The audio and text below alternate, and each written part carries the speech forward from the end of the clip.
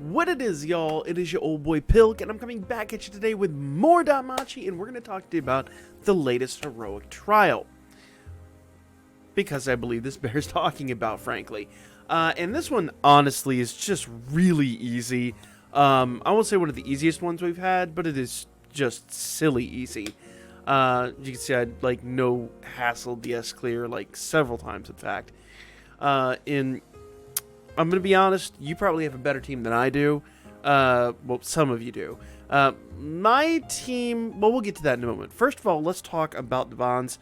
First things first, Pacific Rhapsody and Dreamy Beach are the two units that we're going to be facing.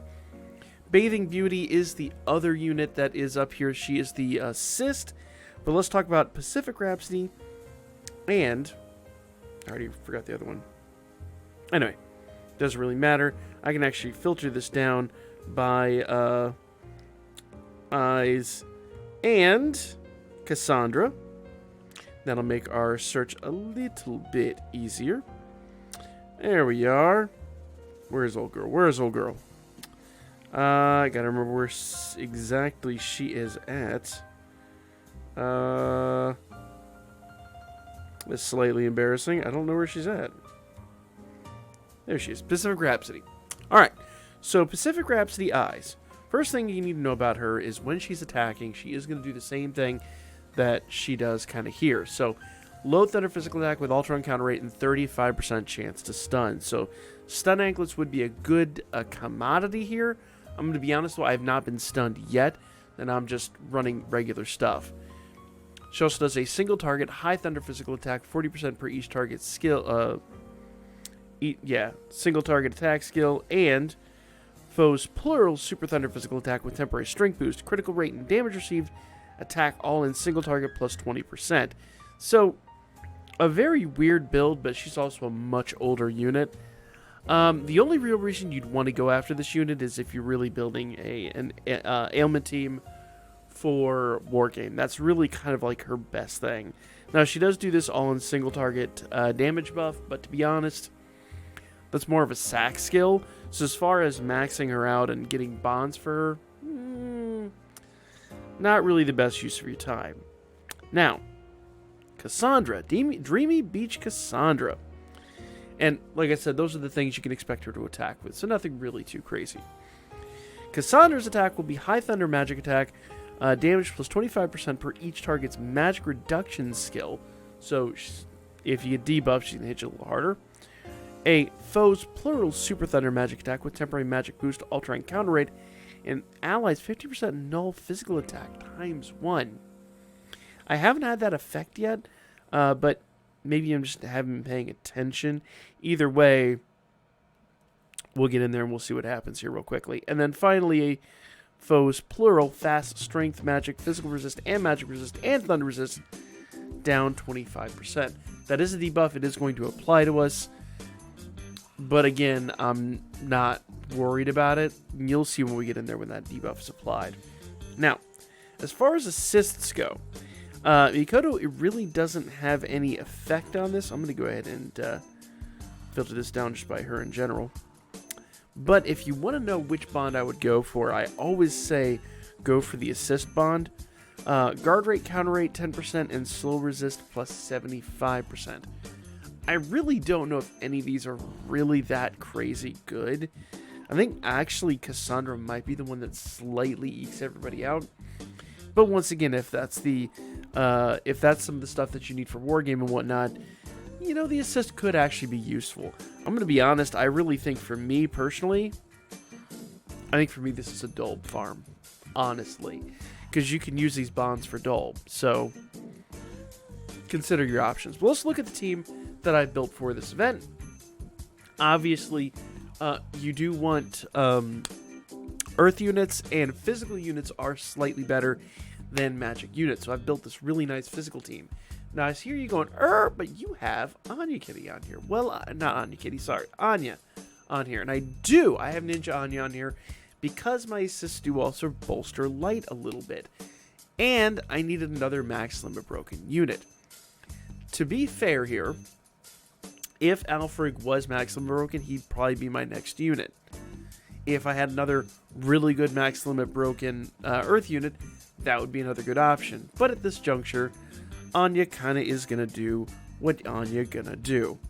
Now, I do have a magic assist on her, but the thing that kind of stinks here, I don't really have another good assist to throw at this. I could swap those out, but I would like the early debuff. But yeah, I think I'm just going to throw Haruhime over there. I hadn't done that. All my previous runs were on this. We might get a little faster finish out of this. I really don't know. But since this unit is +1, I really don't feel like throwing her on Anya is going to be very good. Either way, it really doesn't matter because this is a debuff anyway. It's not like she's buffing, so it's not really going to affect Anya in any major critical way.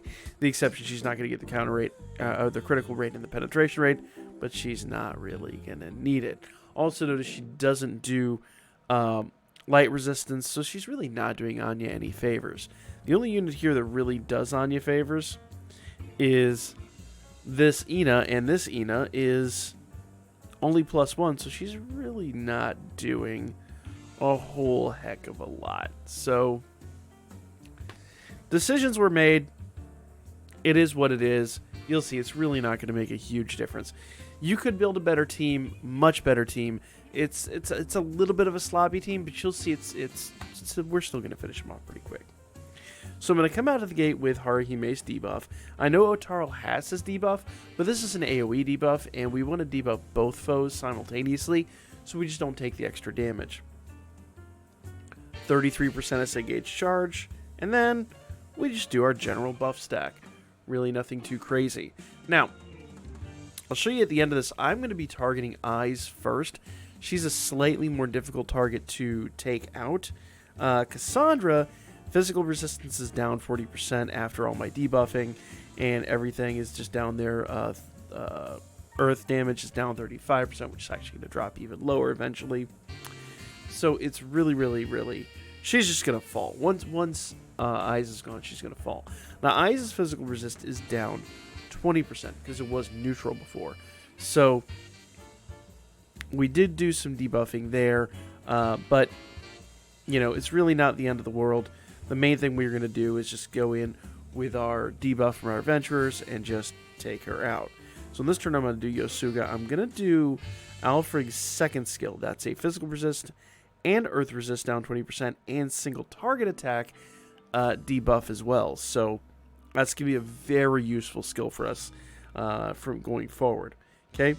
Now I know that Otaro does have this big debuff here, and it kind of negates some of what we did, but it also adds a counter rate debuff. So, I'm sorry, guard rate debuff. So it's going to help us out a little bit. Alfred, his single target debuff is pretty much what we're going to use mostly, and it's really only going to apply to one unit. There is an AoE out there that does this. In fact, Winnie would be a better unit in this situation. The more I think about it, because she would AoE and affect Cassandra as well, but I'm going to be honest, Cassandra's going to fall so fast, I don't know that it's going to make that big of a difference, to be completely honest here. So I'm going to go ahead and do this, and rather than farting around with that, we don't need to remove strength buffs. I'm going to go right for the throat with Geosurge.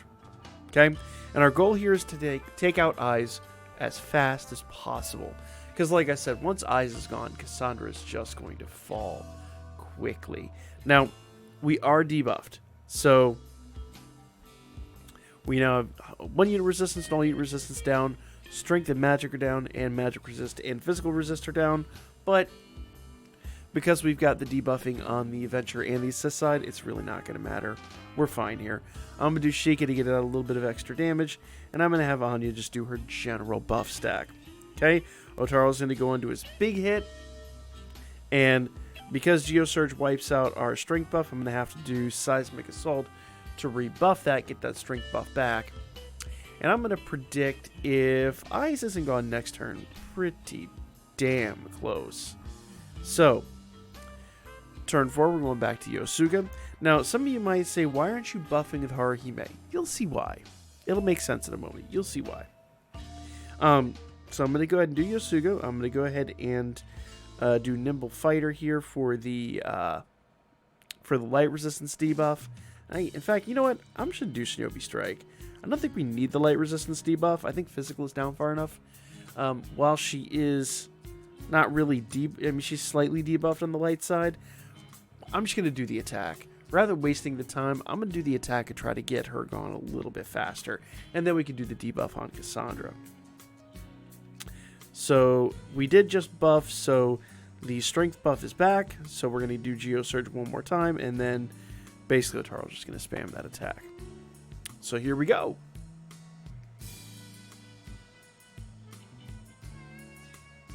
Good stuff. Ooh, see, there was the null physical attack. That is unfortunate.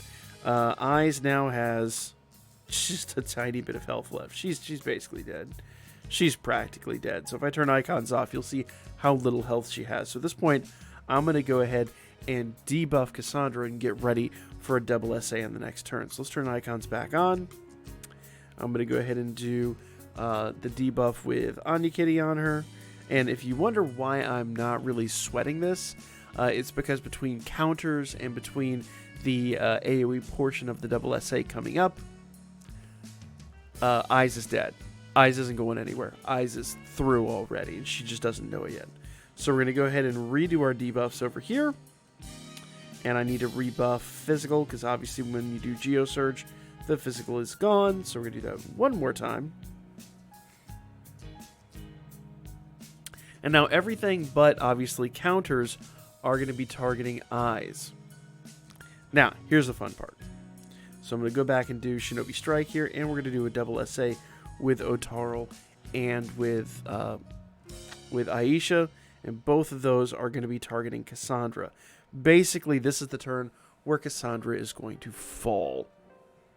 Also, because Otaro and Aisha actually have a combo attack, they'll attack Eyes as well. And if Eyes isn't dead, all we need are a couple of counters, and she's gone. So, that was over half of Cassandra's life in one freaking hit. And if Aisha doesn't finish her off, it'll be pretty damn close. Boom. And that's why I say, really, for these, single targets are just always the best. Yep. Alright, here comes the AoE component. And I don't know that they're actually going to kill... I don't know that they're actually going to get the kill this turn on Eyes. No. But everybody else is going to attack her, and that means that this turn, pretty much we just go in here with our biggest attacks and hammer down, more or less. It also means probably what I should have done, I'd have gotten maybe a finish on that turn, had I continued focusing Anya on Eyes. So I had everybody else that had Otaro and Aisha attacking Cassandra on turn 5 and turn 6, and had Anya continue fighting Eyes, but really it doesn't make that much of a difference. She dead anyway. So, that's Heroic Trial. It's just crazy easy. It's kind of silly almost. Let me know what you guys thought in the comment section down below. Like, comment, share. Happy hunting. Go wreck this thing out. It's super, super, super easy. Like I said, Earth Physical Team, your best bet. Single target. If you don't got that, debuff accordingly and just pay attention to the debuffs that Cassandra puts on you. You'll be fine. A lot of people do ask equipment, and I did say earlier, I don't want to spend any items to do this, but I did say earlier that stun anklets would be a good addition, but notice I didn't get stunned at all. I've just gone in there with like whatever, basic breastplates or whatever, and I've been just fine. So if you want to be on the safe side, you can use stun anklets. I actually haven't needed them, so your equipment can just be very basic and be fine. Let me know what you guys thought. Comment section down below. Bye.